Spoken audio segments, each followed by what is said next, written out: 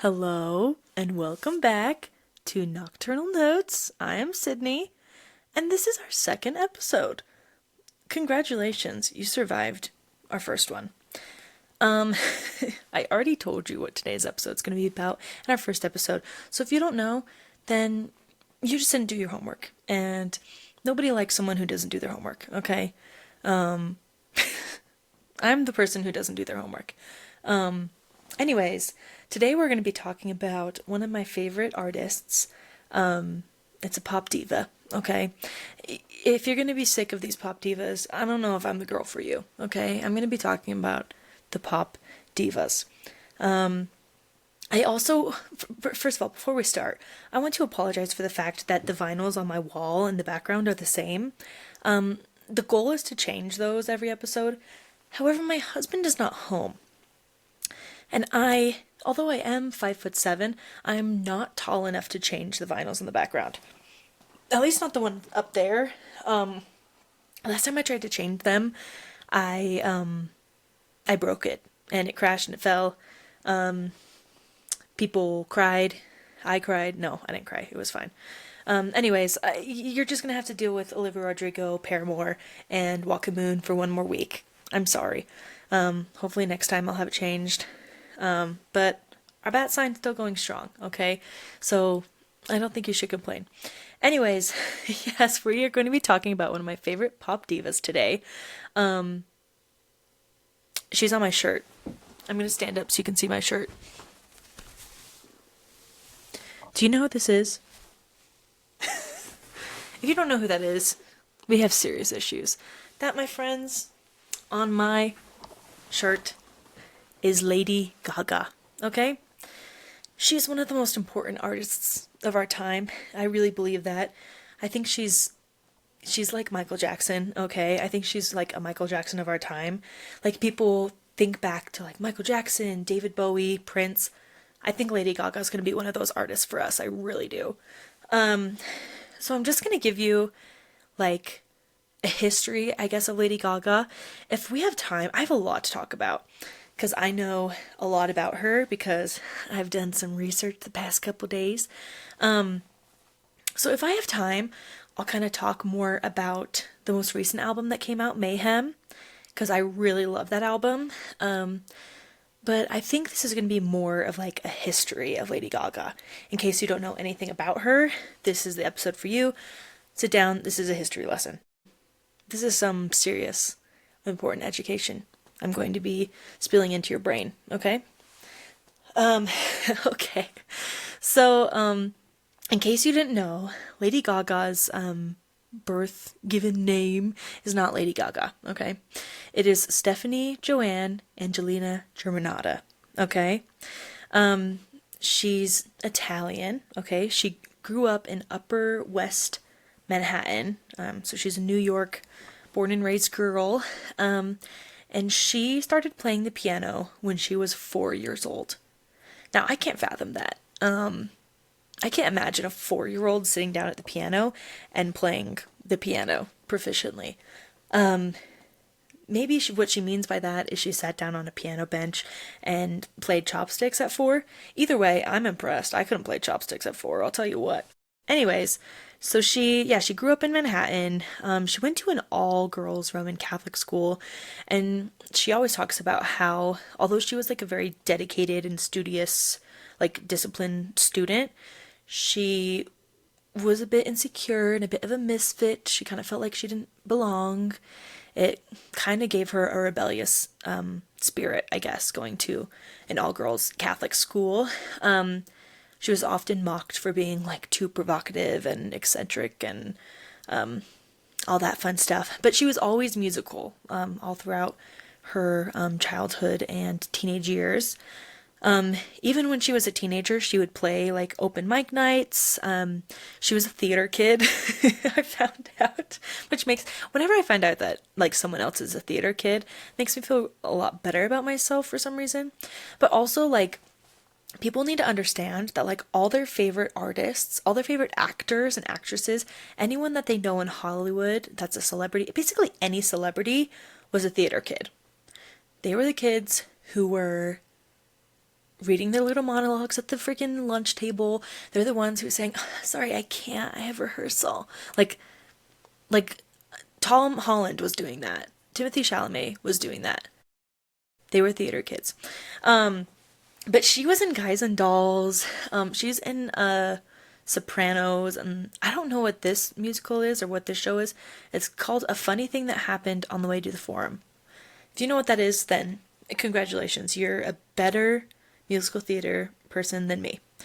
Apparently she was also in like an AC/DC music video in the year 2000. I've never seen that, but that's cool and good for her. Anyways, after school, she got accepted into this like studious program, I believe run through NYU, that basically like looks for people who have like musical talent or whatnot, and want them to help, I guess, focus their music career, or I guess teach them, I guess, more music or whatever. So she went to NYU and was part of this program, but she was only there for like a year, like maybe 2 semesters, 3 semesters. She dropped out. And by the way, this is like 2003, 2004. She dropped out so that she could focus on her musical career. She said, I don't like school. No, she literally was like, school wasn't for me. All that I wanted to do was focus on writing music and getting out there, like playing shows at bars and at open mic nights. I wanted to get discovered. I want to start my music career. That's what I want to focus on. And she also talks about how when she told her parents she was going to be dropping out of NYU, her dad was like, you got a year to get signed and I'll help you. I guess, I don't know if he like paid for her like apartment or something. He basically said, I'll help you, but you got a year to get signed and to have something serious happen with the musical career. So she worked on it. She performed in a band. It was called like the Stephanie Germanotta Band or SG Band. It was actually kind of popular apparently on the Lower East Side. She played a lot of shows. Also, fun fact, apparently Lady Gaga and Lana Del Rey were like kind of part of the same scene, like growing up in the music industry in the early 2000s in New York City, because they were both artists like trying to get out there at the time. I apparently think they don't like each other. I'm pretty sure Lana Del Rey has made some like shady comments about Lady Gaga in the past. I don't really know a lot about it. I'll let you know once I learn more about that feud, because that's interesting to me. I guess I should give a trigger warning. I'm about to talk about SA. Lady Gaga in 2005 was working with this producer who was, gonna help her make it big or whatever.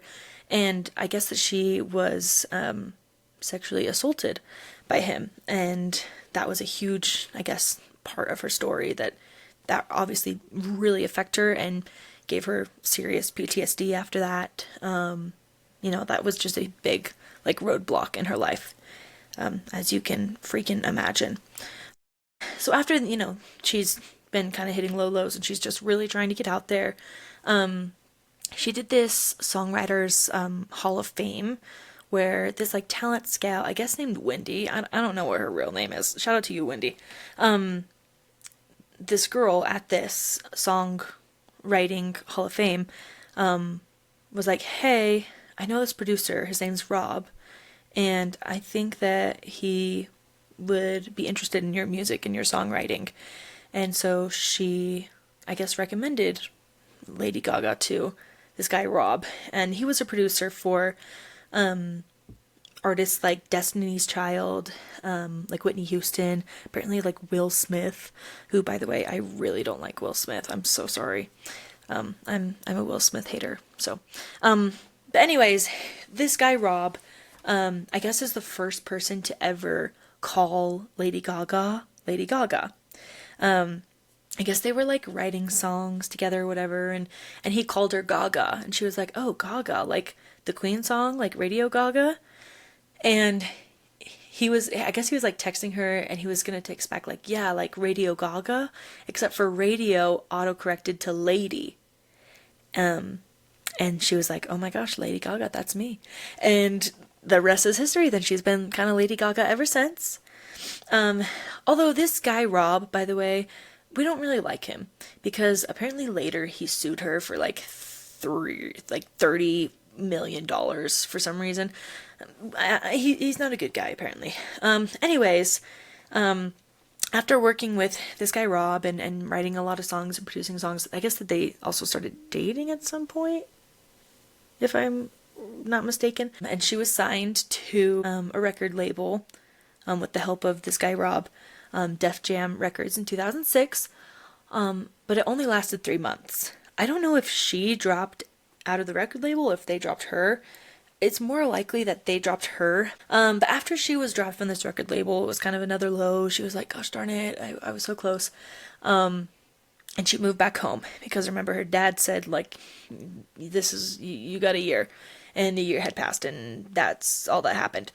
So she moved back home and she kind of started to get into like the burlesque scene, I guess, in New York.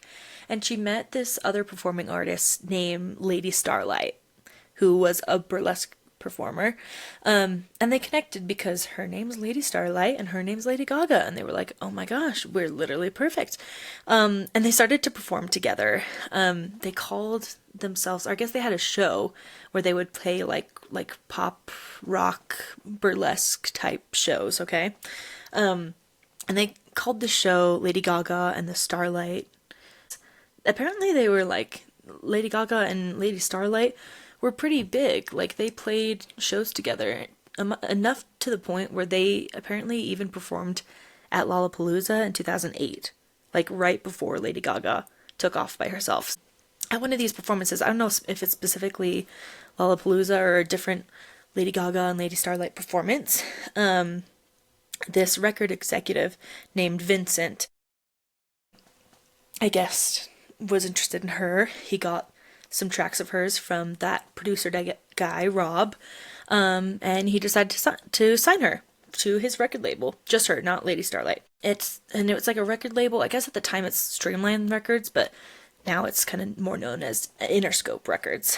And they hired her not just to really make like individual songs for herself or to start having her become a pop artist, but also to help like write pop songs because she was obviously very talented at writing pop music. So she wrote songs for people like Britney Spears, New Kids on the Block, Fergie, and the Pussycat Dolls. And then this musician, I can't remember how to say his name. Is it Akon?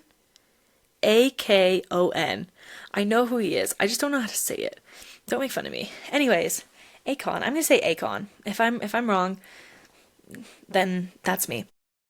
But I guess he, kind of helped with these writing sessions or whatever, and he was impressed with her songwriting and her singing, actually. He thought she was an incredible singer, so he asked the record label if he actually could have a joint record deal, and he could also invest in her, but kind of more specifically on her individual music career. He was interested in helping her succeed on her own, not just writing songs for other people. At that point, she moved from New York City to LA so she could focus on writing these songs for these pop artists and to, I guess, be part of the scene herself. She met producer Red One.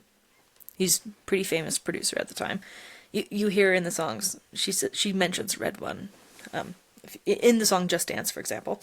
But she meets this producer, Red One, and I guess they spent a week in the recording studio straight. And in that week, they had crafted her debut album. The Fame is what it's called. And she's kind of, like, rare in the sense that right as she released her debut album and her singles, she took off. Like, she hit the charts. She was getting number ones in multiple countries immediately, which is super rare for debut artists. Like, Olivia Rodrigo did that.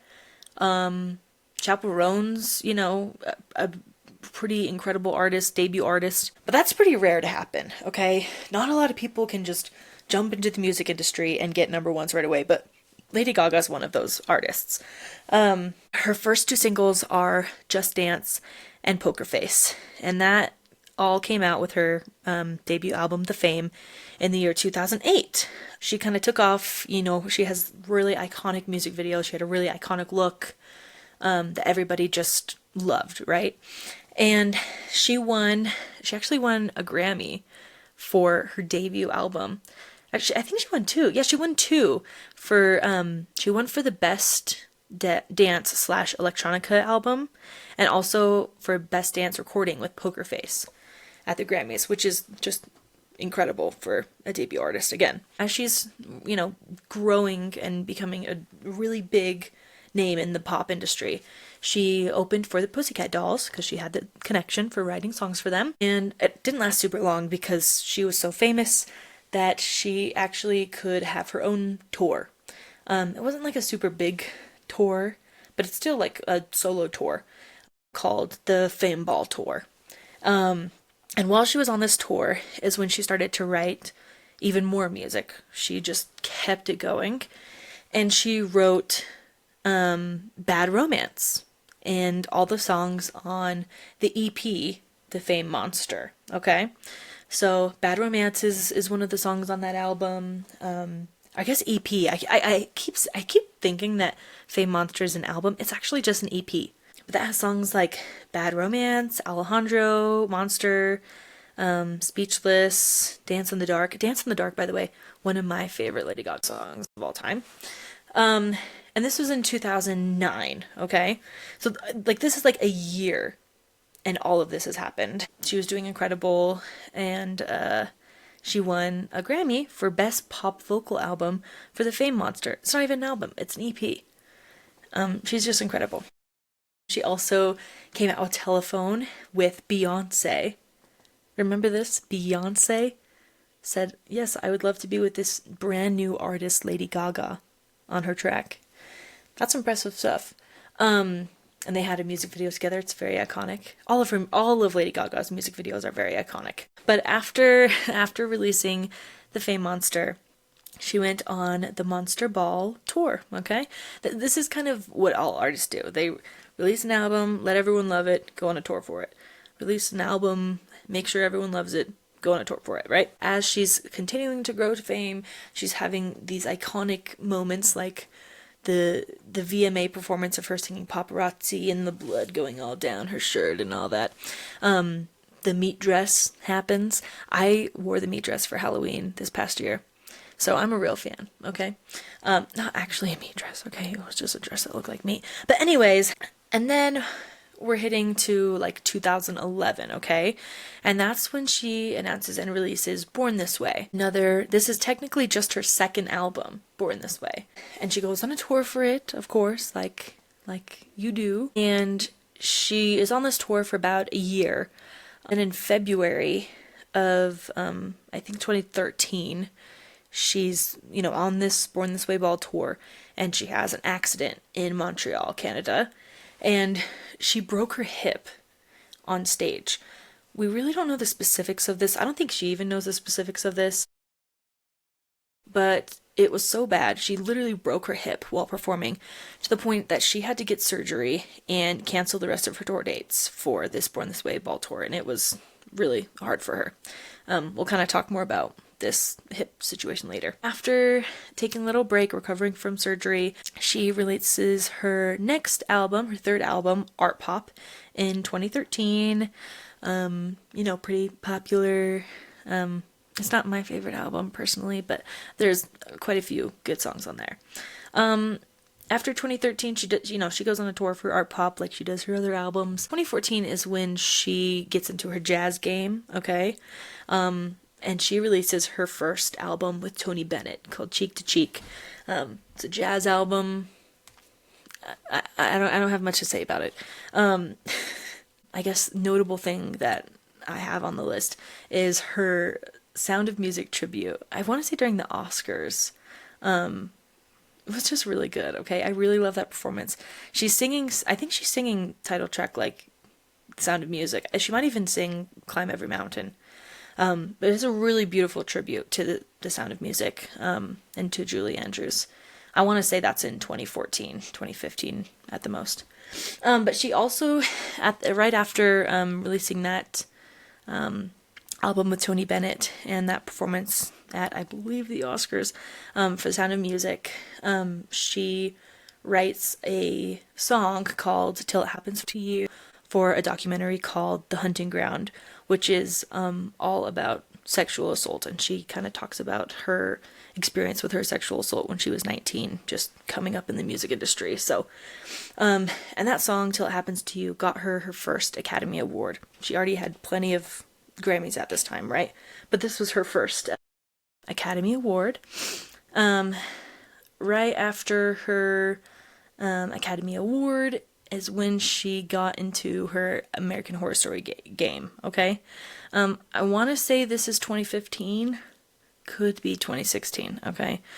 I think she's in 2 seasons of American Horror Story, and she got a Golden Globe for this, okay? It must have been good. I haven't seen it. I haven't seen that. After her American Horror Story, I guess, situation, she, in February of 2016, sings the national anthem at the Super Bowl, which is Super Bowl 50, which kind of got people's wheels turning as to why Lady Gaga has not yet performed at the Super Bowl. Later that same month, she also did a tribute to David Bowie at the Grammys, and also sang that song, Till It Happens to You, on the Grammy stage. And that's actually a very powerful performance. They got 50 victims of sexual assault to stand on stage with her as she sings the song. So that's a good performance. Also in 2016, she releases her single Perfect Illusion and announces her 4th album. It's also the name of her aunt who passed away. Her dad's sister passed away. Her name was Joanne, and she died very young. I want to say like 19. I think from lupus, actually. So she wins Grammys for that, specifically the song Million Reasons on that album gets a Grammy. This is all in 2016, and she ends 2016 performing, or I guess headlining, at the Victoria's Secret fashion show. Also around this time is when it's announced that she will in fact perform and headline the next Super Bowl, which is Super Bowl 51 in February of 2017. Now, I really love the Super Bowl performance. I just watched it in preparation for this episode, and it's very good. I recommend it. And this performance attracted 117.5 million views just during the performance, when the game only had 111 million views during the actual game. Which makes that the 3rd most watched Super Bowl in history, which I think is pretty awesome. I mean, what an accomplishment. She releases a documentary later in 2017 talking about her preparation, or I guess her writing process for her album and her preparation for her halftime show. And it kind of goes into more detail about her health complications. She, had this horrible hip injury while she was on tour. And because of that, for 6 years after this hip injury, she had to deal with a lot of chronic pain, which we come to find out is fibromyalgia. And that was a serious struggle that she was dealing with, and still doing all of these things while dealing with this chronic pain. She did the freaking Super Bowl with fibromyalgia and, like, life-changing pain. I don't know, she's just incredible. She also headlines Coachella while she's dealing with these issues, and releases the single The Cure. That's one of my favorite songs by her, randomly. But later that year, because of these health issues she's having, she was supposed to headline Rock in Rio, and was hospitalized due to pain that she was experiencing, and she also had to cancel quite a few dates of the Joanne World Tour because of this. Once it hits 2018 is when we are getting into A Star is Born era, okay? 2018, she meets up with good pal Bradley Cooper, and they work on the movie A Star is Born, which is a remake of a 1930, movie. They co-wrote, both Bradley Cooper and Lady Gaga co-wrote most of the songs on that movie. But the number one hit, I guess, that everybody knows from that movie is called Shallow. I got 4 Grammys for that song, Golden Globes, and Critic Choice Awards. So, it was obviously a hit. I really love that movie, A Star is Born. I think she does an incredible job at both acting and singing. And that's basically for all of 2018. That's what she's up to. Once it hits 2019 is when she has a Las Vegas residency where she does 2 separate shows. One is called like Enigma, and that's supposed to be like a theatrical, like pop, kind of like a pop but make it classy show. And another one is just a jazz and piano show where she's not singing really any of her songs, just popular jazz music. I didn't see either of these shows, unfortunately. And also in 2019 is when she releases her makeup brand. It's called Haas Laboratories. I guess it came out exclusively only on Amazon. I've never tried her makeup. I'm really sounding like a fake fan, I've realized. Anyways, now it hits 2020. The pandemic happens, of course. But I believe in August of 2020 is when she releases her album Chromatica with lead single Stupid Love. That song's fine, but the real diva is the second single, and that song is called Rain on Me with Ariana Grande, which, by the way, won a Grammy. She has so many Grammys. And in 2021, she releases yet another jazz album with Tony Bennett.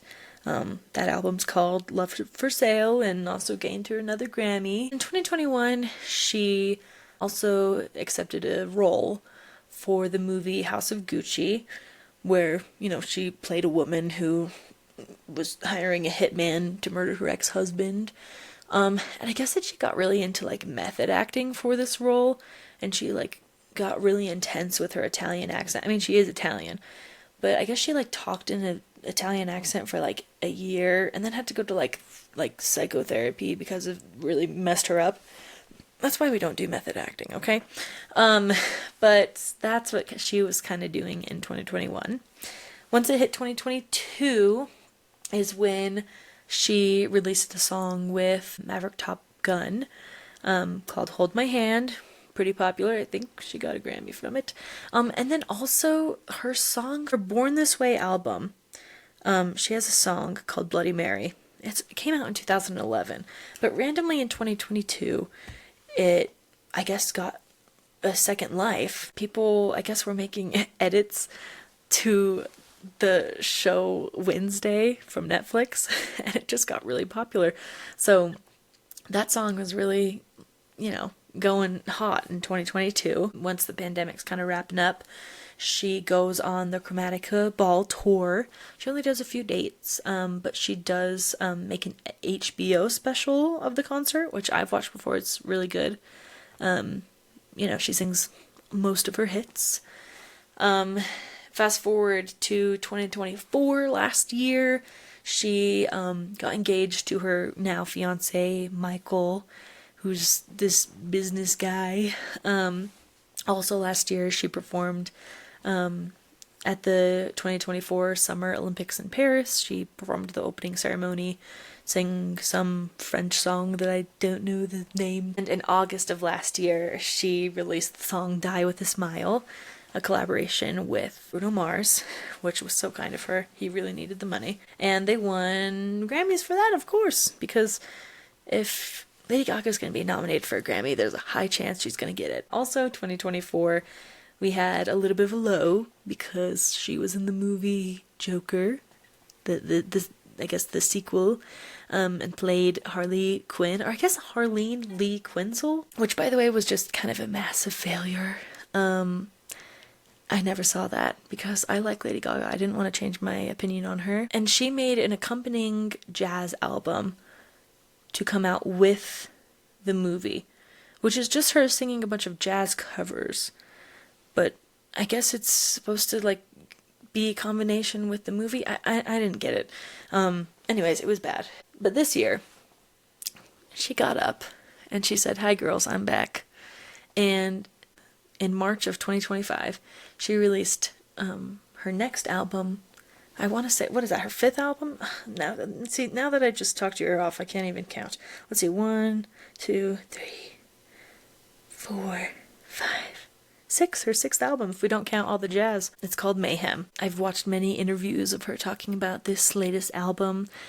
She talks about how her fiance, Michael, kind of, I guess, recommended that she return to pop and try to go back to her pop roots, I guess. And she released the single Disease first, and I really love that song. That came out technically last year, but I really love that song, Disease. It's just, it really gives like Born This Way, Fame Monster era Lady Gaga.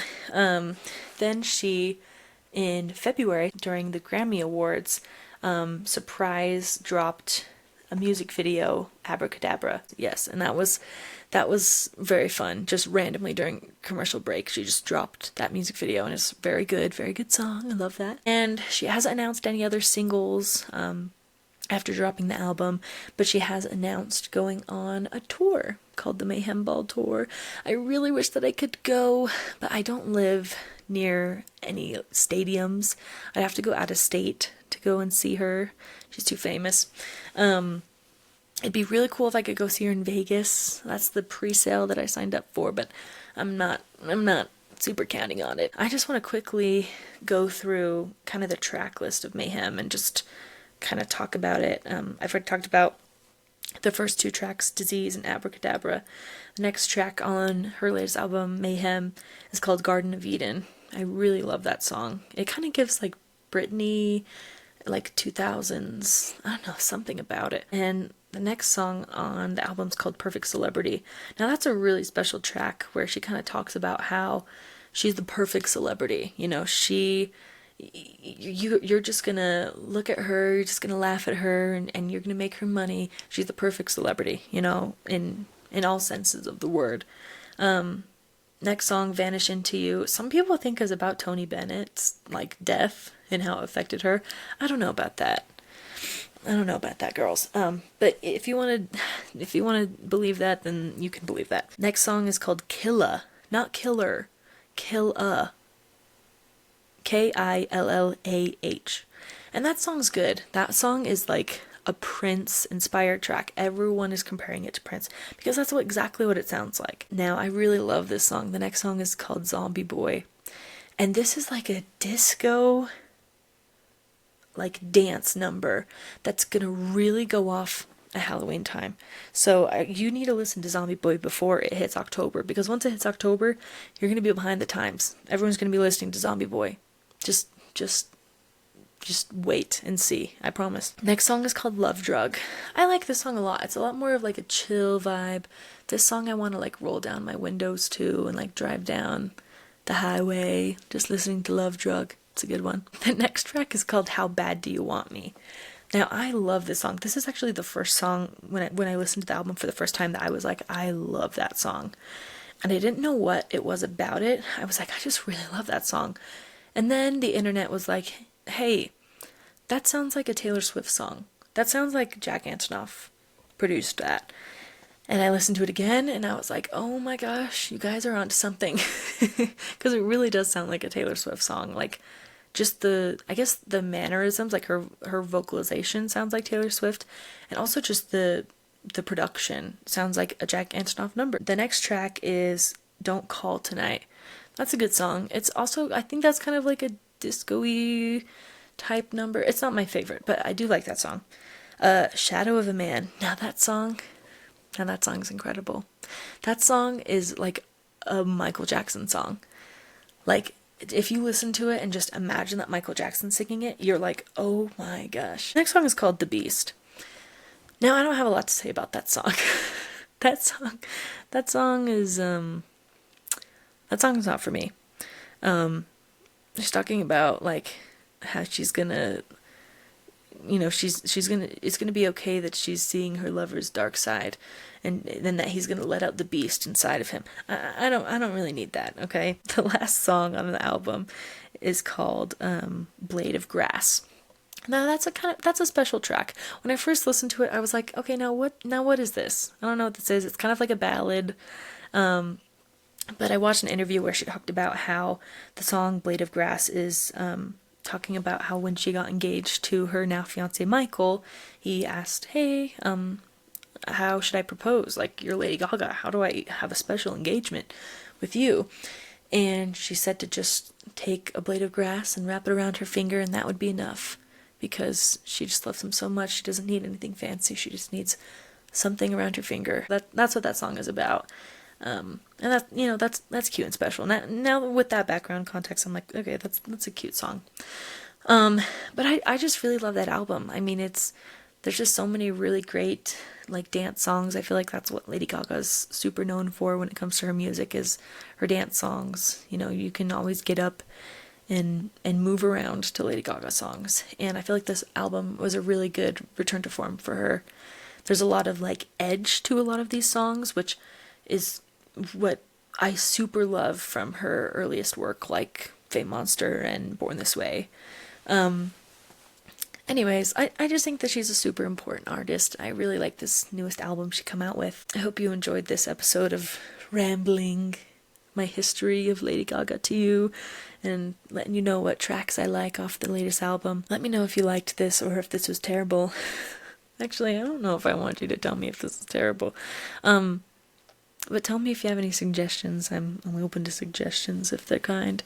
And I guess we'll just have to see you next time. Bye.